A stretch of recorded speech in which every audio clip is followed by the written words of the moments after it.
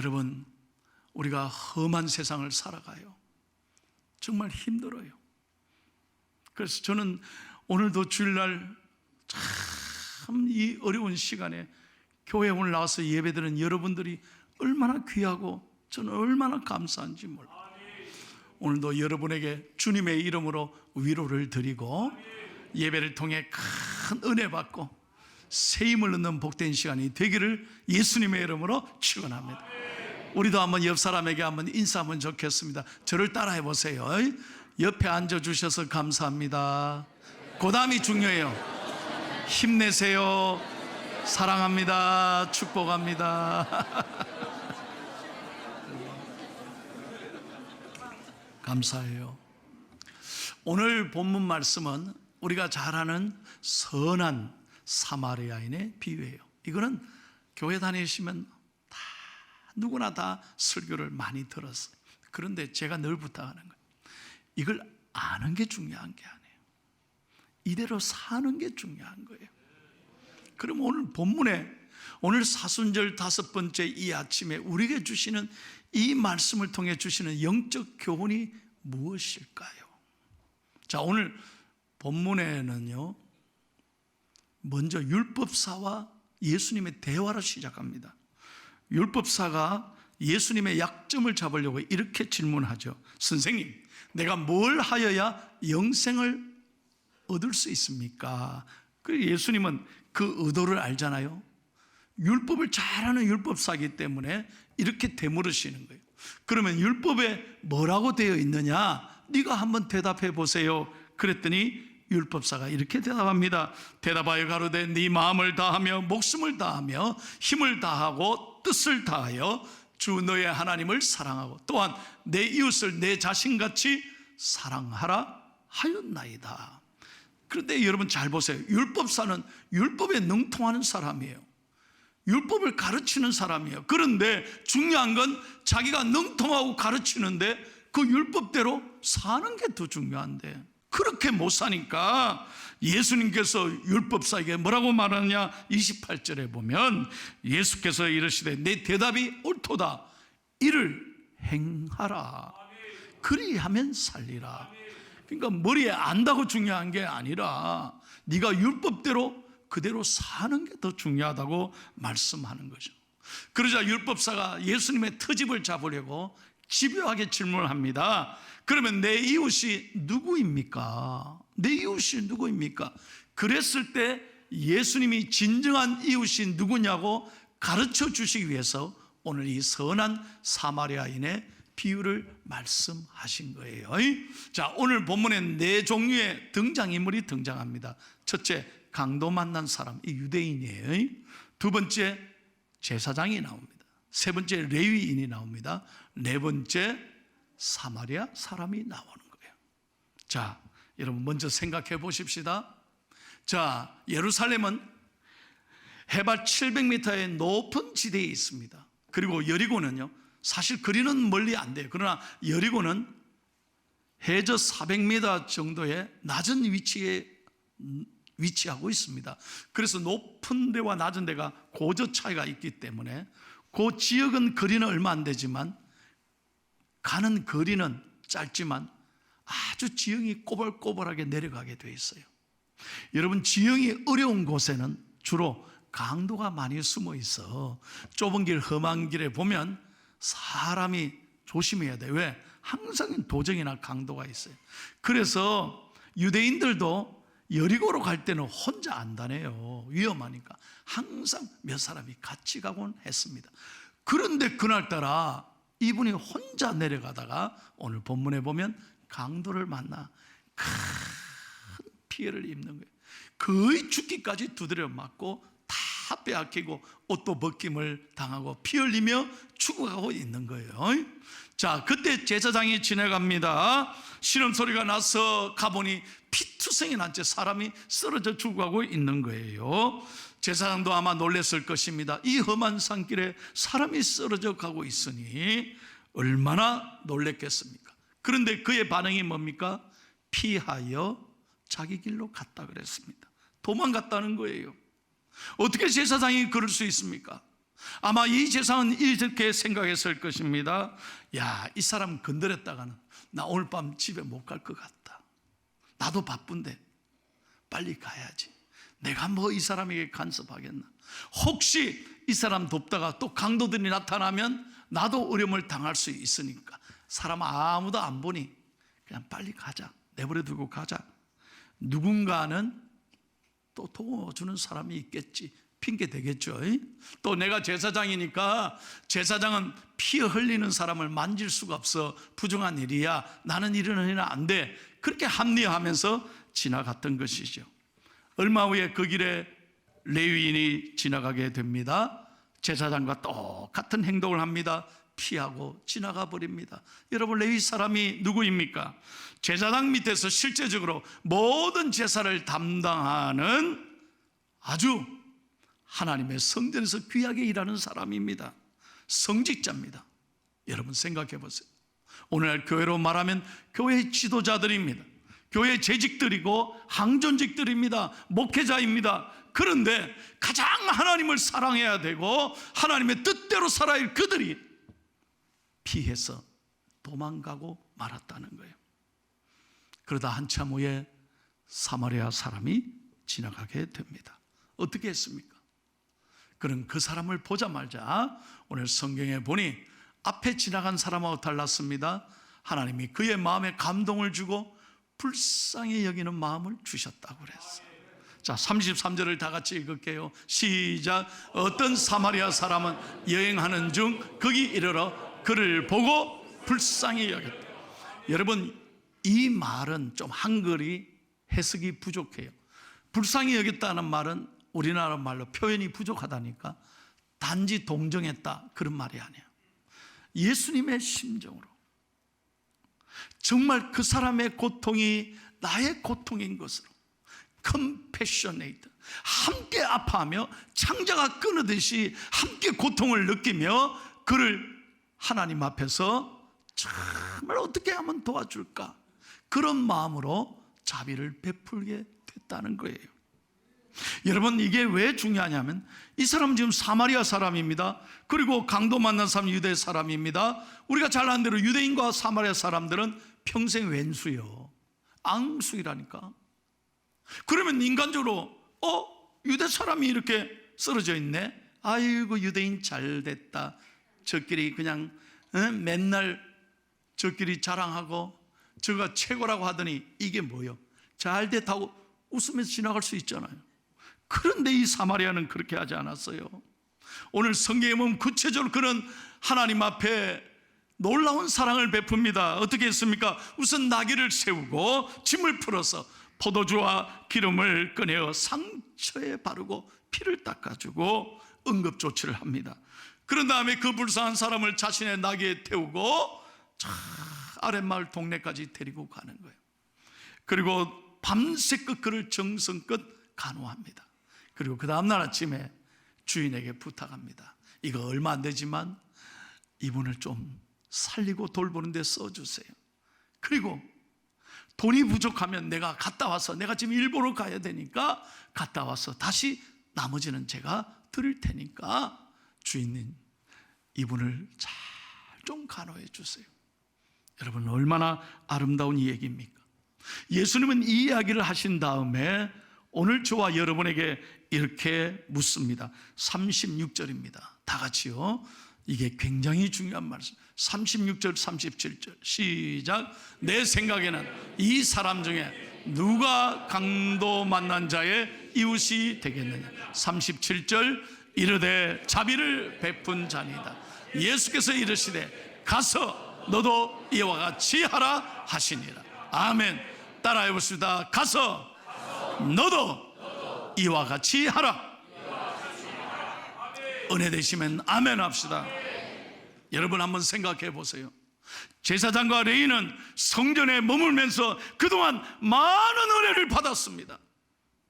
매일 성경을 읽었고 매일 찬송하고 기도하면서 하나님 앞에 감사했던 사람입니다. 그동안에도 은혜를 받고 지금 돌아가는 길이었습니다. 그런데 막상 불쌍한 사람을 만나니까 얼굴을 돌려버리는 거예요. 피해서 도망가는 거예요. 우리들은 어떻습니까? 저와 여러분 한번 생각해 보세요.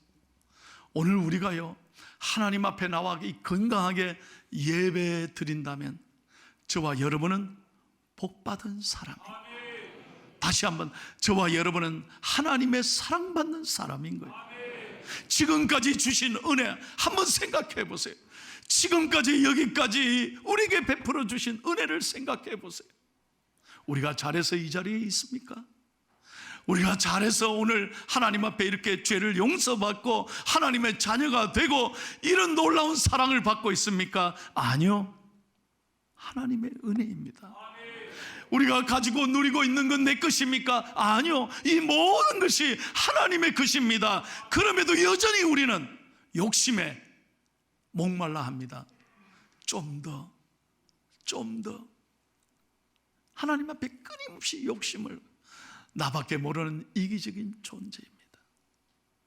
그래서 오늘 이 사순절 다섯째 주일날 하나님께서 우리에게 이렇게 말씀을, 가서 너희도 이 말씀을 귀로 듣지 말고 하나님의 은혜 받은 사람이라면 우리 주위에 수많은 죽어가는 사람들, 가슴 아픈 사람들, 통곡하는 사람들에게 너도 이와 같이 사랑해라는 거예요.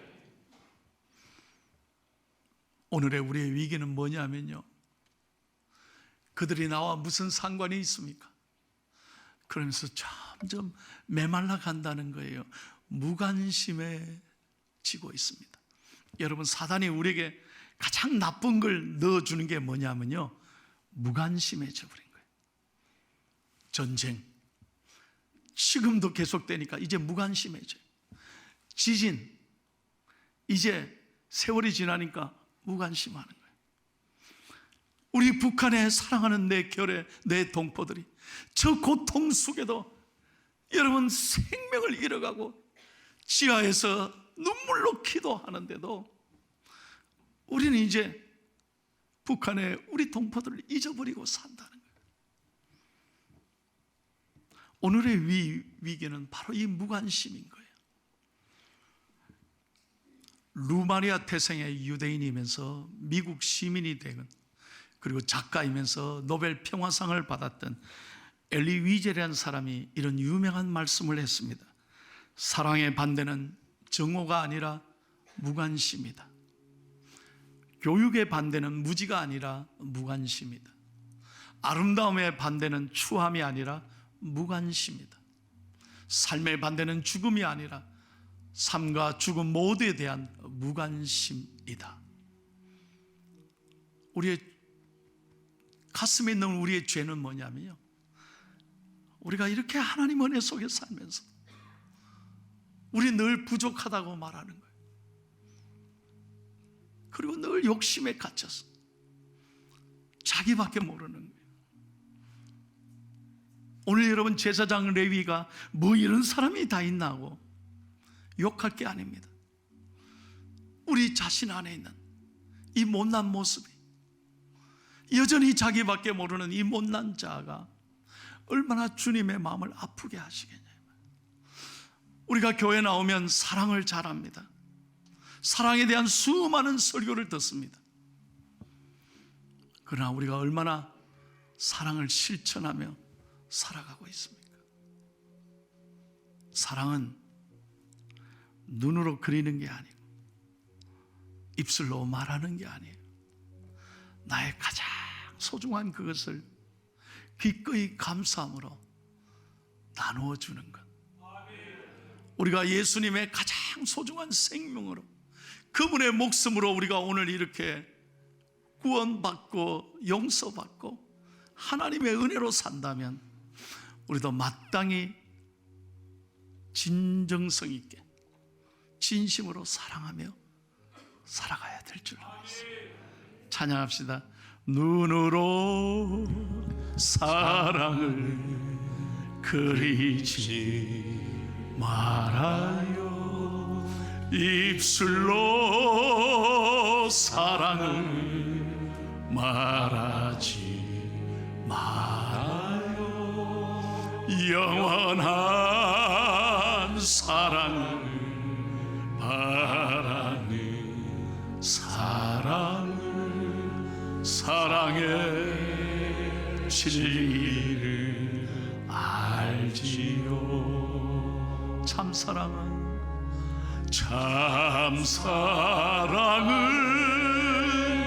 가난함도 부요함도 없어요. 괴로움도 즐거움도 주와 함께 나눠요. 나의 가장 귀한 것 그것을 주는 거예요. 할렐루야. 예수님은 이 땅에 사랑으로 오셨습니다. 성공이 아니라 섬김으로 오셨습니다. Not success, but service. 여러분, 이 마음을 늘 품고 사셔야 합니다. 어때? 우리가 이 땅에 짧은 인생을 살아갑니다. 여러분 보십시오. 후딱 지나갑니다. 인생 아무것도 아니에요. 이 짧은 인생이지만 우리가 이 땅에 살면서 무엇인가 누군가에게 우리가 위로하고 사랑을 베풀며 섬김의 삶을 살 수 있다면 얼마나 주님께서 좋아하시겠습니까? 제가 이런 얘기를 들었습니다. 오래전 일본의 어느 대학에 있었던 얘기인데요, 그 대학에는 화장실이 나라별로 다르게 있었대요. 일본 사람도 있고 영국, 프랑스, 미국, 중국, 우리 대한민국 여러 나라의 화장실이 그때는 있었다는 거예요. 그런데 매월 화장실 청소 상태를 점검하면 매월마다 꼴찌 않은 나라가 어느 나라느냐? 중국이었대요. 이상하게 그 다음에 1907년입니다. 1907년에 전체 다시 검사를 해봤더니 중국 사람들의 화장실이 1등 했다는 거예요. 제일 청결하고 깨끗했다는 거예요. 그 이상하다. 누가 이렇게 깨끗하게 이렇게 했지 하고 궁금했던 거예요. 그런데 어느 날 밤에 총장님이 이제 다 마치고 퇴근하려고 하는데 중국 화장실이 불이 켜져 있는 거예요. 그 이상하다. 중국 화장실 누가 있나 하고 가까이 가봤더니 어떤 한 사람이 밤에 불을 켜놓고 중국 화장실을 깨끗하게 청소해요. 그래서 총장님이 가까이 가서 자네 누군가 했더니 이 대학 1학년 학생입니다.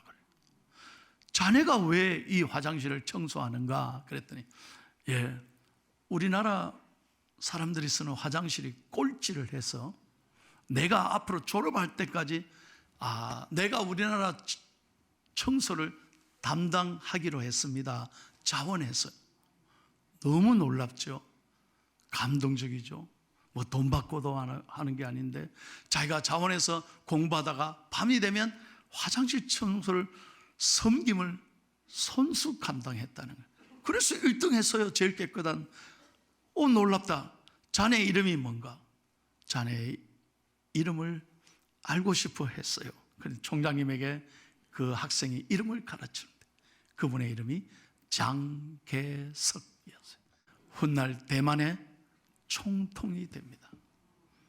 여러분, 이 총장님이 이 학생의 감동을 받아서 이름을 쓰고 나중에 이 학생에게 장학금을 주는 거예요. 그래서 장학금을 받고 열심히 공부하고 졸업할 때까지 그 대학의 화장실 청소를 제일 앞장서 섬겼던 이 장객석 씨를 하나님께서는 역사의 귀한 인물로 축복해 주셨어요. 뿐만 아닙니다. 우리나라 민족주의자요 독립운동가로 유명한 고당 조만식 장로님. 여러분, 조만식 장로님은 머슴이었습니다. 얼마나 가난했는지 몰라요. 그런데 그 머슴의 아들로 태어나 자신도 머슴인데 자신의 처지를 비관하지 않았어요. 부모를 원망하지 않았어요. 모습이니까 매일 아침에 일어나서 하는 게 뭐냐? 주인의 요강을 닦는 거예요. 주인의 요강을 닦는 거예요. 그런데 주인이 가만히 보니까 자기의 요강 닦는데 그 얼굴이 화난 얼굴이 아니야. 늘 성실하게 기쁘게 늘 요강을 닦으니까 주인이 감동을 받은 거예요. 야를 머슴만 시키기엔 너무 아깝다. 그래서 어떻게 했느냐? 너 공부 좀 해라 해서 평양 숭실학교에 주인이 돈을 줘서 학교에 공부를 시켰어요. 그분이 조만식 장로님이 된 거예요. 그분이 숭실학교를 졸업하고 오산학교 선생님 되고 민족의 독립을 위해서 크게 일했던 귀한 이 나라의 인물이 되는 거예요. 고당 조만식 선생님에게, 장로님에게 많은 분들이 찾아가서 우리가 인생에 어떻게 하면 잘 살 수 있습니까? 물었을 때 이 조만식 장로님이 했던 유명한 말씀이 있어요. 뭐라고 말하냐? 여러분이 사회에 나가거든 요강을 닦는 사람이 되십시오. 뭘 닦는 사람이 되라고요? 여러분 무슨 말입니까? 남이 안 하는 허드렛 일, 남이 싫어하는 일, 힘든 일이지만 가장 낮은 자리에서 섬길 때 하나님께서는 귀하게 사용해 주실 줄로 믿습니다. 우리 교회가 저는 너무너무 자랑스럽고 감사한 게 지난 76년 동안 우리 교회는 자기를 드러내지 않고 한결같이 자기 자리에서 최선을 다하고 이름도 없이 빛도 없이 섬기는 여러분이 계셨기 때문에 오늘도 하나님 앞에 사랑받고 축복받는 자랑스러운 포항중앙교회가 된 줄로 믿습니다. 사랑하는 여러분, 이번 사순절 5째 주일을 보내면서 우리는 섬김을 실천하는, 가서 너도 이와 같이 해라, 이 말씀대로 살아가는 저와 여러분이 되시기를 예수님의 이름으로 축원합니다. 그리고 마지막 한 가지 더 생각할 게 있습니다. 우리가 단지 구제하고 도와주고 격려하고 이것으로 그치면 반쪽 사랑이에요. 진정한 사랑은 뭐냐? 그 사람의 불쌍한 영혼을 구원받게 해드리는 거예요. 예수님을 전하는 것입니다. 이것이 하나님이 원하시는 거예요. 사마리아 사람은 이 불쌍한 사람을 돕는 데 그친 것이 아니라 그의 영혼을 잘 치료해 주셨습니다. 그리고 예수님을 전가하는 자리까지 나아갔던 것입니다. 오늘날 영적으로 강도 만난 이웃들이 얼마나 많은지 몰라요. 여러분, 사마리아 사람처럼 불쌍히 여기는 마음이 우리에게 있어야 돼요. 오늘 우리는 교회에 이제 당연하게 나와 계시지만 내 사랑하는 부모님, 내 사랑하는 남편과 아내, 자녀들 가운데, 내 사랑하는 친구들 가운데 우리는 이렇게 좋은 성경에 나와 예배 드리지만 교회를 모르고 주의를 모르고 주님을 모른 채 이 세상에 살아가는 불쌍한 사람들이 얼마나 많은지 몰라요. 무관심한 채 내버려두면 안 돼요. 여러분, 그들이 만약에 세상을 떠나간다면 어디로 갈 게 뻔합니까? 틀림없이 100% 예수를 알지 못하면 영원한 형벌이 지옥에 갈 수밖에 없는 거예요. 분명하게 제가 말씀드립니다. 지옥이 있고 천국이 있습니다. 예수 믿으면 천국 가지만 예수 믿지 않으면 그 누구도 지옥에 갈 수밖에 없는 거예요. 그 책임이 누구에게 있습니까? 저와 여러분에게 있는 거예요. 어떻게 사랑하는 사람들을 지옥에 가도록 내버려둘 수 있겠습니까? 그건 우리 직무유기라는 거예요. 우리의 마음에 다시 한번 영혼을 사랑하는 뜨거운 마음이 불일 듯 일어나기를 축복합니다. 그 영혼을 위해서 눈물로 기도하셔야 돼요. 끊임없이 하나님 앞에 엎드리셔야 된다 이 말이에요. 기도하면 반드시 하나님이 주 예수를 믿으라, 그리하면 너와 내 집이 구원을 얻으리라. 여러분, 포기하지 말고요, 끝까지 사랑하는 사람, 내 가족들 중심으로 내 사랑하는 친구들, 내가 만나는 귀한 사람들을 예수님을 만나도록 불쌍히 여기며 기도할 수 있는 은총의 아침이 되기를 예수님의 이름으로 축원합니다. 사랑하는 여러분, 오늘 주님께서 우리에게 이렇게 다시 한번 묻습니다. 내 이웃이 누구이나? 자비를 베푼 사람입니다. 그렇다면 너도 가서 이와 같이 하라. 오늘 이 말씀에 여러분들이 응답하시고 이번 한 주간 누군가에게 소중한 사랑을 나누어주는 복된 믿음의 한 주간이 되시기를 예수 그리스도의 이름으로 축원합니다.